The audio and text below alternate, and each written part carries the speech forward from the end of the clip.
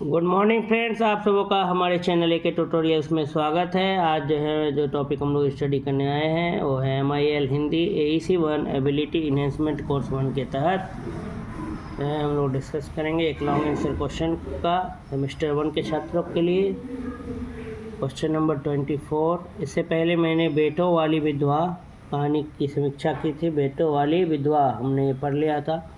अब हम जो आज पढ़ने जा रहे हैं ये भय का सारांश हम लोग पढ़ने जा रहे हैं। ये भी आपके ही किताब का एक कहानी है। आचार्य रामचंद्र शुक्ल द्वारा लिखित निबंध भय का सारांश लिखें अथवा भय निबंध की अंतर वस्तु विशेषता की विवेचना करें। ठीक है, भय जो है वो लिखा गया है आचार्य रामचंद्र शुक्ल के द्वारा। तो इसके बारे में आपको बताना है कि आचार्य रामचंद्र शुक्ल ने जो भय नामक निबंध लिखा है उसका समरी, उसका सारांश बताएं।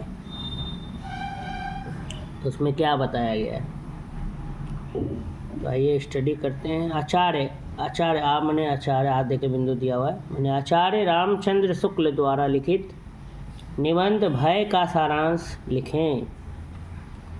भय निबंध की अंतर्वस्तु विशेषता की विवेचना करें। भय आचार्य रामचंद्र शुक्ल का भाव और मनोविकार संबंधी उच्च कोटि का निबंध है, जिसमें लेखक का निबंध कौशल अपने सर्वोत्कृष्ट रूप में उपलब्ध होता है। यह आचार्य शुक्ल का विषय प्रधान साहित्यिक सामाजिक निबंध है। विषय प्रधान निबंध की कला के आदर्श के अनुसार प्रस्तुत निबंध में लेखक की एकाग्रता का केंद्र विवेच्य विषय है, उसका लक्ष्य और आधार प्रतिपाद्य है। मनोविकार विषयक निबंधों की अपनी विशिष्ट लेखन शैली के अनुसार आचार्य शुक्ल सर्वप्रथम मनोवैज्ञानिक संदर्भों से जुड़ते हैं। कह रहा है कि भय जो है ये आचार्य रामचंद्र शुक्ल का भाव, इमोशंस और मनोविकार, मन में उत्पन्न जो भी विकार हैं, जो रोग हैं, उनसे संबंधी उच्च कोटि का क्या है निबंध। मन में उत्पन्न जो भी विकार है, मनोविकार, और भाव मतलब इमोशंस। तो भय आचार्य रामचंद्र शुक्ल का भाव और मनोविकार संबंधी उच्च कोटि का निबंध है, जिसमें लेखक का निबंध कौशल, निबंध लिखने का जो स्किल्स है, वो अपने सर्वोत्कृष्ट रूप में, सबसे उत्तम रूप में, सबसे अच्छा रूप में उपलब्ध होता है। कह रहा है कि भय आचार्य रामचंद्र शुक्ल का भाव और मनोविकार संबंधी उच्च कोटि का, मैंने काफ़ी उच्च हाई लेवल का निबंध है, जिसमें लेखक का निबंध कौशल, मैंने आचार्य रामचंद्र शुक्ल का जो निबंध लिखने का जो स्किल्स है, कौशल, निबंध कौशल, अपने सर्वोत्कृष्ट, अपने सबसे उत्तम, सर्वजोर उत्कृष्ट, सबसे अच्छा रूप में उपलब्ध होता है। मैंने भय में जो है हमें आचार्य रामचंद्र शुक्ल की निबंध लिखने की जो शैली है, निबंध लिखने का जो स्किल्स है, हुनर है, वो एकदम साफ साफ झलकता है। यह आचार्य शुक्ल का विषय प्रधान साहित्यिक सामाजिक निबंध। आचार्य शुक्ल का विषय प्रधान, एक विषय को लेकर के, एक टॉपिक को लेकर के, साहित्यिक सामाजिक क्या है, निबंध है। विषय प्रधान निबंध की कला के आदर्श के अनुसार प्रस्तुत निबंध में लेखक की एकाग्रता का केंद्र विवेच्य विषय है, जो टॉपिक का विवेचना करना है, जो टॉपिक के बारे में हमें बताना है। भय मतलब भय के ऊपर ही पूरा केंद्रित है। उनका लक्ष्य, माने उनका लक्ष्य और आधार प्रतिपाद्य है, पहले से ही क्या तय है कि हमको इसी को लेकर के इनको चर्चा करना है। मनोविकार विषयक निबंधों की, मनोविकार मन से, मन में जो भी विकार होते हैं उनसे जुड़े हुए निबंध की अपनी विशिष्ट लेखन शैली, उनका एक अपना विशिष्ट लेखन शैली है। उनके अनुसार आचार्य शुक्ल सर्वप्रथम, सबसे पहले मनोवैज्ञानिक संदर्भों से जुड़ते हैं। मनोवैज्ञानिक जो संदर्भ है उससे जुड़ते हैं। मनोविकार विषयक निबंधों की अपनी विशिष्ट लेखन शैली के अनुसार आचार्य शुक्ल सर्वप्रथम, सबसे पहले मनोवैज्ञानिक संदर्भों से क्या करते हैं, जुड़ते हैं। उनके अनुसार भय के लिए दुख या आपदा के कारण का निर्दिष्ट अथवा निश्चय होना आवश्यक नहीं होता, अतः उन्होंने उसकी परिभाषा इसी प्रकार की कि किसी आती हुई आपदा की भावना या दुख के कारण के साक्षात्कार से जो एक प्रकार का आवेगपूर्ण अथवा स्तंभ कारक मनोविकार होता है, उसी को भय कहते हैं। यहाँ पर पहली बात यह बताई गई है कि भय आपदा की भावना कल्पना से भी उत्पन्न हो सकता है और आपदा के कारण के प्रत्यक्षीकरण से। दूसरी बात यह भी बताई गई है कि भय लोगों में दो प्रकार की प्रवृत्तियाँ उत्पन्न करता है। कोई व्यक्ति तो भयभीत होने पर स्तंभित होता है, अर्थात चेष्टा शून्य हो जाने के साथ हाथ पांव भी नहीं हिला पाता है, और कोई संभल कर अपने बचाव के उद्योग में लग जाता है। ठीक है, मनोविकार से संबंधित विषयों को लिखते हैं आचार्य रामचंद्र शुक्ल, उनका विशिष्ट लेखन शैली है। तो आइए भय में उन्होंने क्या बातें बताई है भय के बारे में। भय माने क्या होता है? डर, फोबिया, भय, भय, डर जिसको कहते हैं भय। तो लिखा हुआ है, उनके अनुसार भय के लिए दुख या आपदा के कारण, भय डर के लिए जो दुख है या आपदा के कारण का निर्दिष्ट अथवा निश्चय होना आवश्यक नहीं होता। या आपदा का कारण आपको पहले से पूरा निश्चित हो तो वो ज़रूरी नहीं। भय आपको सिर्फ आपदा का पता भी चले जाए कि आपदा आने वाला है, उसका टेंशन में भी लोगों को भय होने लगता है। उनके अनुसार भय के लिए दुख या आपदा के कारण का निर्दिष्ट अथवा निश्चय होना आवश्यक नहीं होता। भय का कारण निश्चित हो कि इस कारण से भय लग रहा है, ऐसा बात नहीं। अतः उन्होंने उसकी परिभाषा इस प्रकार की, मैंने भय की परिभाषा आचार्य रामचंद्र शुक्ल ने किस प्रकार दी कि किसी आती हुई आपदा, आपदा माने होता है प्रॉब्लम, डिजास्टर, समस्या, मुसीबत जो कर लीजिए, किसी आती हुई आपदा की भावना, मैंने कोई मुसीबत आती हुई, कोई परेशानी आ रही है, उसकी आपको भावना आ गया, या दुख के कारण के साक्षात्कार, या सामने ही एकदम आपके दुख आ गया उसका कारण, जो एक प्रकार का आवेगपूर्ण, एकदम मतलब जोश से भरा हुआ, आवेग, इमोशन से भरा हुआ अथवा स्तंभ कारक मनोविकार होता है, या फिर स्तंभ कारक होता है मनोविकार, उसी को भय कहते हैं। कह रहा है किसी आती हुई आपदा की भावना या दुख के कारण के साक्षात्कार से, अगर किसी आदमी का सामना हो जाता है, दुख से साक्षात्कार हो जाता है, इंटरव्यू हो जाता है, आमना सामना हो जाता है, साक्षात्कार मैंने दुख से, या कोई आपदा की भावना उसे घेर लेती है, तो उसके पास दो तरीके होते हैं, या तो वो उसको रिएक्ट करे या फिर वो शांत रहे एकदम। तो वही है कि किसी आती हुई, वही लिखा है स्तंभ मैंने एकदम शांत, और आवेगपूर्ण मैंने एकदम रिएक्ट करे जोश में। किसी आती हुई आपदा की भावना या दुख के कारण के साक्षात्कार से जो एक प्रकार का आवेगपूर्ण अथवा स्तंभ कारक मनोविकार होता है, उसी को क्या कहते हैं? भय कहते हैं। यहाँ पर पहली बात यह बताई गई है कि भय आपदा की भावना कल्पना से भी उत्पन्न हो सकता है, और आपदा के कारण के प्रत्यक्षीकरण से भी। भय जो है वो आपदा की भावना से भी उत्पन्न हो सकता है, और आपदा के कारण के सामने आने से भी, आपदा के कारण के प्रत्यक्षीकरण से भी।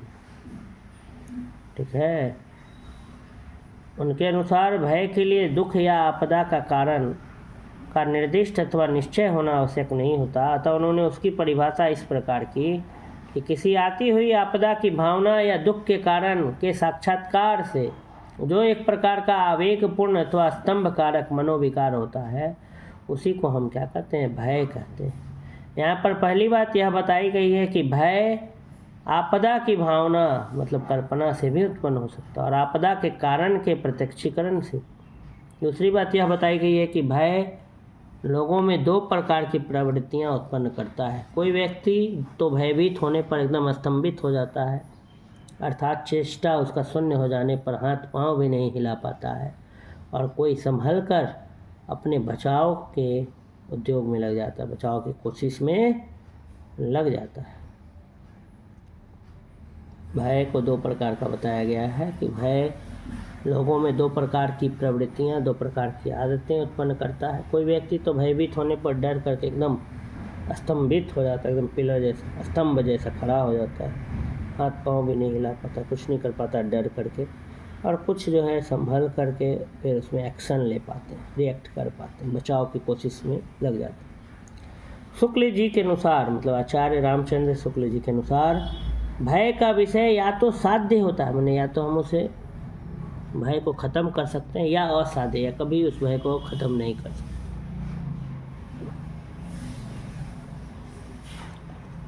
साध्य का मतलब होता है जिसका इलाज हो सके, और असाध्य का मतलब जिसका इलाज नहीं हो सके। ठीक है।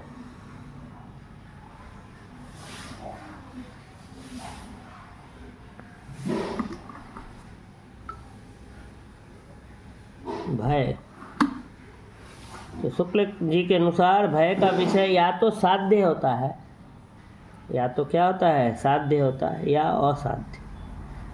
जिससे प्रयत्न करने पर, जिससे कोशिश करने पर बचा जा सके वह साध्य हुआ, और जिससे न बचा जा सके वह असाध्य हुआ। शुक्ल जी के अनुसार भय का विषय या तो साध्य होता है या असाध्य। जिससे प्रयत्न करने पर क्या किया जा सके, बचा जा सके, वह साध्य हुआ, और जिससे न बचा जा सके वह असाध्य हुआ। भय के विषय की साध्यता असाध्यता एक रूप, एक और तो परिस्थिति सापेक्ष होती है और दूसरी ओर व्यक्ति सापेक्ष। शुक्ल जी के अनुसार भय का विषय या तो साध्य होता है या तो असाध्य। जिससे प्रयत्न करने पर, कोशिश करने पर बचा जा सके वह साध्य हुआ, और जिससे न बचा जा सके वह असाध्य हुआ। भय के विषय की साध्यता असाध्यता एक ओर तो परिस्थिति सापेक्ष होती है और दूसरी ओर व्यक्ति सापेक्ष। भय का ही एक रूप आशंका है। शुक्ल जी के अनुसार दुख या आपत्ति की संभावना मात्र के अनुमान से जो आवेग शून्य भय होता है उसे आशंका कहते हैं। तात्पर्य है कि भय में तो मनुष्य या तो स्तंभित हो जाता है या अपने बचाव के लिए प्रयत्नशील, पर आशंका में ऐसा कुछ नहीं होता। उदाहरण के लिए घने जंगल में होकर जाता हुआ यात्री चाहे रास्ते भर इस आशंका में रहे कि कहीं चीता न मिल जाए, पर वह बराबर चल सकता है। यदि उसे असली भय हो जाएगा तो या वह तो लौट जाएगा अथवा एक पैर आगे न रखे।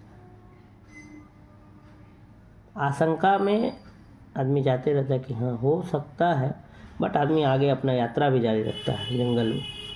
भय का ही एक रूप आशंका है। शुक्ल जी के अनुसार दुख या आपत्ति की संभावना मात्र के अनुमान से जो आवेग शून्य भय होता है उसे आशंका कहते हैं। तात्पर्य यह है कि भय में तो मनुष्य या तो स्तंभित हो जाता है या अपने बचाव के लिए प्रयत्नशील, पर आशंका में ऐसा कुछ नहीं होता। उदाहरणार्थ घने जंगल में होकर जाता हुआ यात्री चाहे रास्ते भर इस आशंका में रहे कि कहीं चीता ना मिल जाए, पर वह बराबर चल सकता है। यदि उसे असली भय हो जाएगा तो वह या तो लौट जाएगा अथवा एक पैर आगे न रखेगा। भय और क्रोध में प्रभावगत अंतर यह है कि क्रोध अपना प्रभाव दुख के कारण पर डालता है, जबकि भय प्रायः दुख के कारण पर प्रभाव न डालकर उससे भागकर आत्मरक्षा करने में प्रवृत्त करता है। क्रोध और भय में प्रभावगत अंतर यह है कि क्रोध अपना प्रभाव दुख के कारण पर डालता है, जबकि भय प्रायः दुख के कारण पर प्रभाव न डालकर उससे भागकर आत्मरक्षा करने में क्या करता है, प्रवृत्त होता है। भय स्वभावगत हो जाने पर कायरता या भीरुता कहलाता है।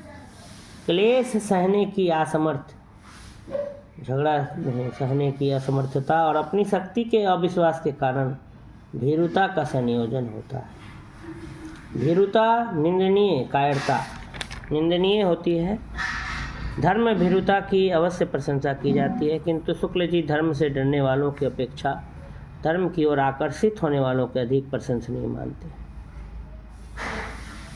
भय पशुओं, चलते फिरते बच्चों और असभ्य या जंगली जातियों में अधिक पाया जाता है। डर, बहुत से बच्चे तो किसी अपरिचित आदमी को देखते ही घर के भीतर भागते हैं। कोई जान पहचान वाला आदमी अगर उसे नहीं दिखे तो बच्चा रोने लग जाता है, भाग जाता है घर। शुक्ल जी कहते हैं कि अपरिचित के भय में जीवन का कोई गूढ़ रहस्य छिपा जान पड़ता है। जीवन और मने कोई ना कोई रहस्य है जिससे वो बच्चा डरा। आखिर क्यों डरा? हम लोगों को लगा कि चलो नया आदमी को देखा तो डर गया, तो उसके पीछे कोई ना कोई ज़रूर कारण रहा हो जो बच्चे को अच्छा नहीं लगा हो उसके देख करके। वही लिखा है, भय पशुओं, चलते फिरते बच्चों और असभ्य या जंगली जातियों में अधिक पाया जाता है। बहुत से बच्चे तो किसी अपरिचित आदमी को देखते ही घर के भीतर भागते हैं। शुक्ल जी कहते हैं कि अपरिचित के भय में जीवन का कोई गूढ़ रहस्य छिपा जान पड़ता है। जीवन और समाज का विकास क्रमशः भय से भय मुक्ति की ओर होता है। बच्चा जैसे तरह तरह के व्यक्तियों को देखने सुनने का व्यस्त होता जाता है, वैसे वैसे उसके पहले के भय का क्या होता है, परिहार होता जाता है, खत्म हो जाता है। अपने ज्ञान बल, हृदय बल और शरीर बल की वृद्धि के साथ वह दुख की छाया भय को क्या हटाता चलता है। कह रहा है कि भय जो है वो पशुओं, चलते फिरते बच्चों और सभ्य जंगली जातियों में अधिक पाया जाता है। और बहुत से बच्चे तो किसी अपरिचित आदमी को देखते ही घर के भीतर भागते हैं। शुक्ल जी कहते हैं कि अपरिचित के भय में जीवन का कोई गूढ़ रहस्य छिपा जान पड़ता है। जीवन और समाज का विकास क्रमशः भय से भय मुक्ति की ओर होता है। अगर हम भय से भय मुक्त हो जाए तो हमारा समाज का क्या होगा, विकास हो जाएगा। बच्चा जैसे जैसे तरह तरह के व्यक्तियों को देखने सुनने का व्यस्त होता जाता है, वैसे वैसे उसके पहले के भय का क्या होता जाता है, परिहार होता जाता है। और अपने ज्ञान बल, हृदय बल और शरीर बल की वृद्धि के साथ वह दुख की छाया भय को क्या करता है, हटाता चलता है। मानव जाति की वर्तमान दशा में भय की स्थिति पर विचार करते हुए आचार्य शुक्ल कहते हैं कि भूतों का भय तो अब बहुत कुछ छूट गया है। पशुओं की बाधा भी मनुष्य के लिए प्रायः नहीं रह गया है, पर मनुष्य के लिए मनुष्य का भय बना हुआ है। इस भय के छूटने के लक्षण भी नहीं दिखाई पड़ते।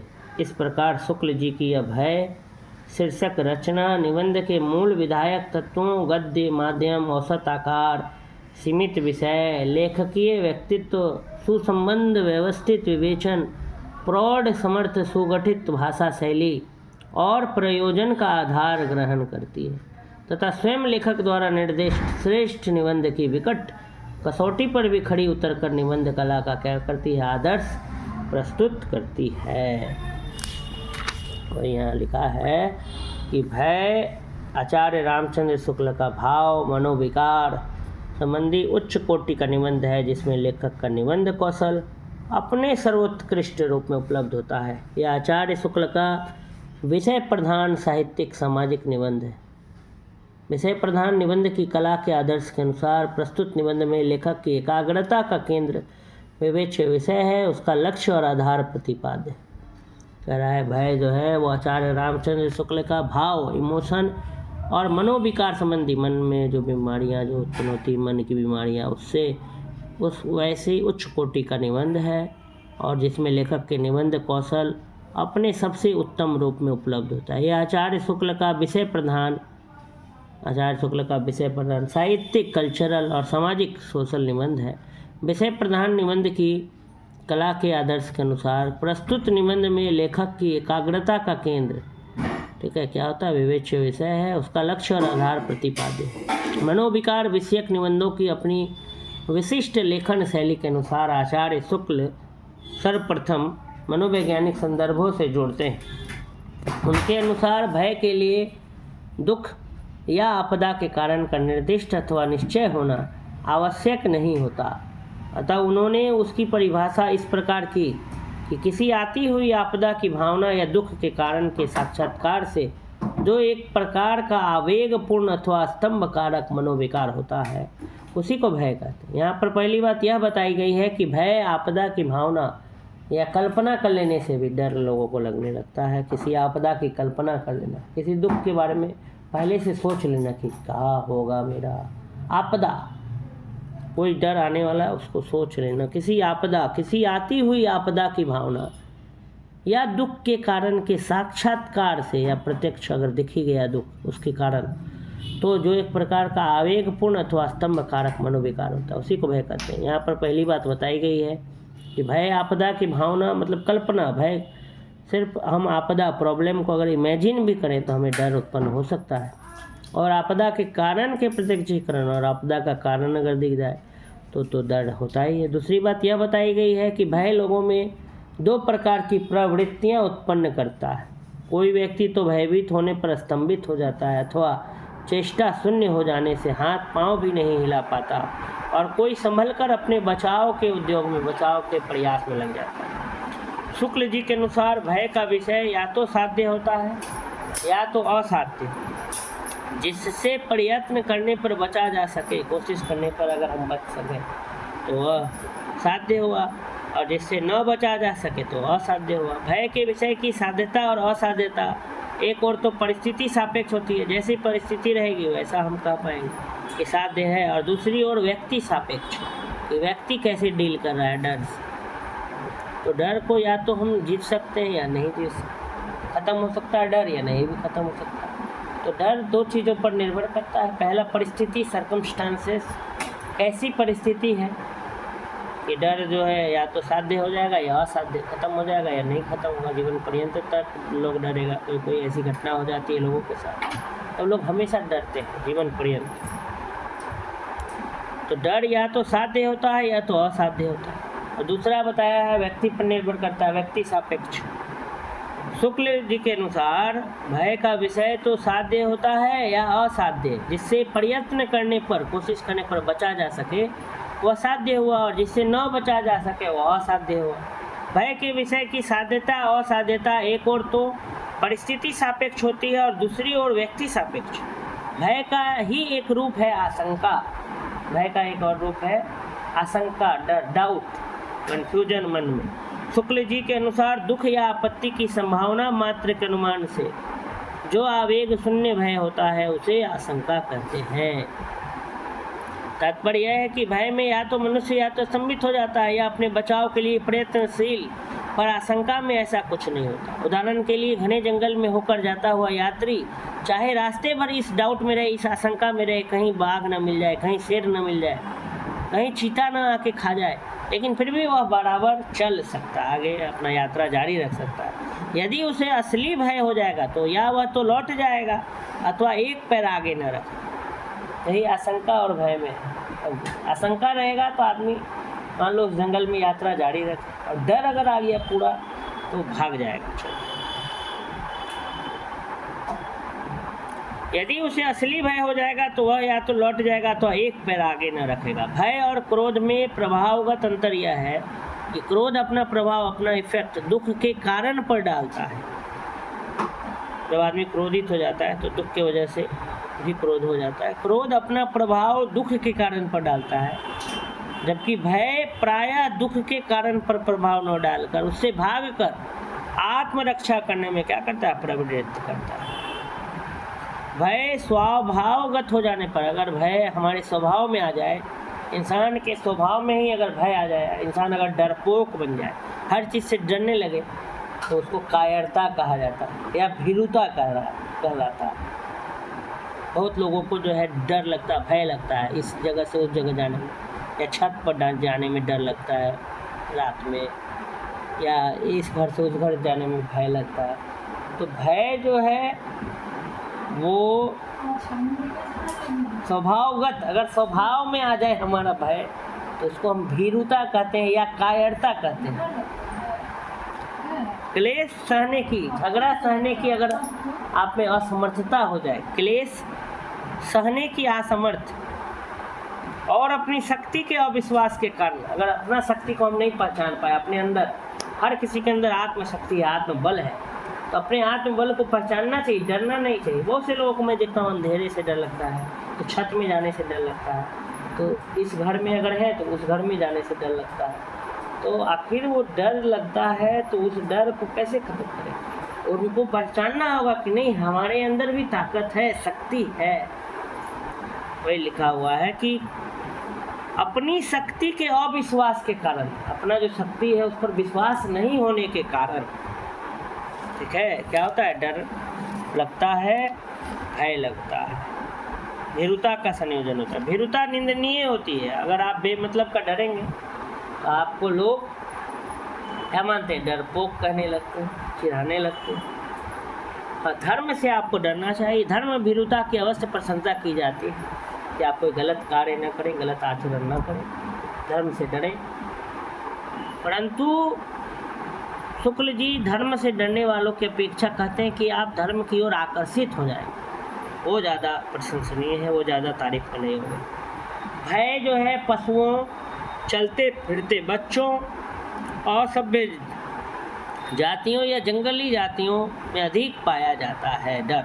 बहुत से बच्चे तो किसी अपरिचित आदमी, नए आदमी को देखते ही घर के भीतर भागते हैं। शुक्ल जी कहते हैं कि अपरिचित के भय में जीवन का जरूर कोई गूढ़ रहस्य छिपा है, जान पड़ता। जीवन और समाज का विकास क्रमशः भय से भय मुक्ति की ओर होता है।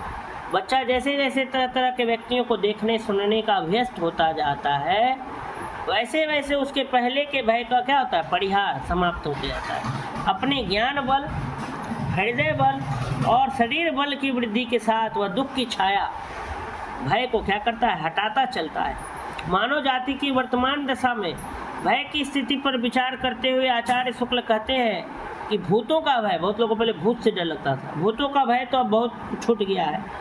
पशुओं की बाधा भी मनुष्य के लिए प्रायः अब नहीं रह गई है, पर अब मनुष्य के लिए मनुष्य का भय बना हुआ है। मनुष्य के लिए मनुष्य का क्या बना हुआ है? भय बना हुआ है, डर बना हुआ है। अब मनुष्य जो है मनुष्य से ही डरने लगा। इस भय के छूटने के लक्षण भी नहीं दिखाई पड़ता। और मनुष्य जब मनुष्य से ही डरने लगता है तो डर को भगाने का कोई तरीका नहीं।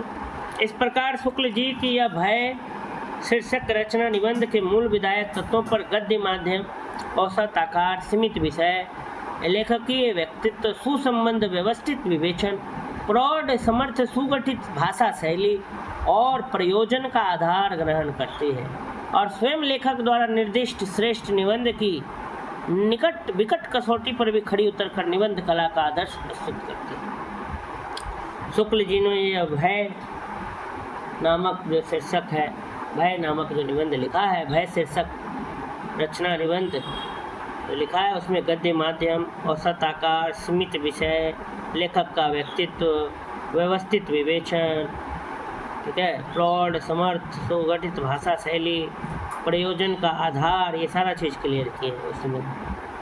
इस प्रकार से हमने इस क्वेश्चन को क्या कर लिया? डिस्कस कर लिया, जो कि आचार्य रामचंद्र शुक्ल द्वारा लिखा गया था भय निबंध, उसका सारांश हमने पढ़ लिया। तो आप सबों का हमारे चैनल एके ट्यूटोरियल्स में जुड़ने के लिए बहुत बहुत धन्यवाद। अगर आप हमारे चैनल पर नए हैं तो प्लीज़ चैनल को सब्सक्राइब कर लें और अधिक से अधिक इस वीडियो को शेयर करें, ठीक है, बीए के छात्रों तक पहुंचाएं। हर यूनिवर्सिटी के छात्रों के लिए हिंदी, MIL हिंदी AEC 1 का ये टॉपिक है, सेमेस्टर 1 के छात्रों के लिए। अधिक से अधिक लोगों को जोड़ें। धन्यवाद आप सबों का हमारे चैनल से जुड़ने के लिए।